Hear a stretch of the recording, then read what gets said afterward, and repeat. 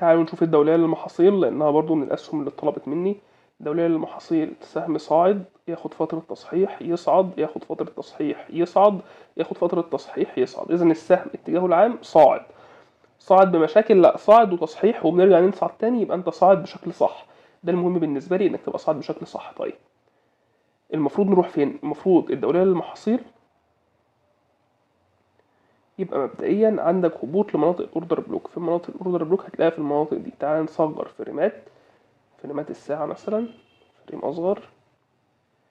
يبقى عندك منطقة زي دي، يعني هنا دي مناطق اوردر بلوك، دي شمعة اوردر بلوك، الشمعة الحمراء دي. تعالوا نرسمها.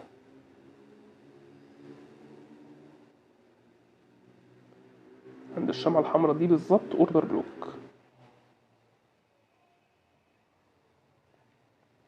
اعتقد ان الدولية للمحاصيل هينزل لحد فين؟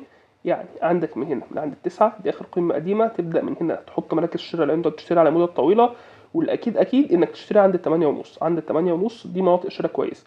طيب اول لما ينزل لها نشتري؟ لان السؤال ده بيجي لي كتير. لا، مش اول ما ينزل لها تشتري، انت بس بتستنى لما ينزل من هنا وتبدا تشوف رد فعل الاسهم. يعني هل السهم رجع يصعد تاني؟ لو رجع يصعد تشتري. طب لو ما رجعش يصعد، بتبدا تستنى المناطق اللي تحت منها وتشوف امتى المشترين هيرجعوا تاني ويرجعوا يشتروا تاني.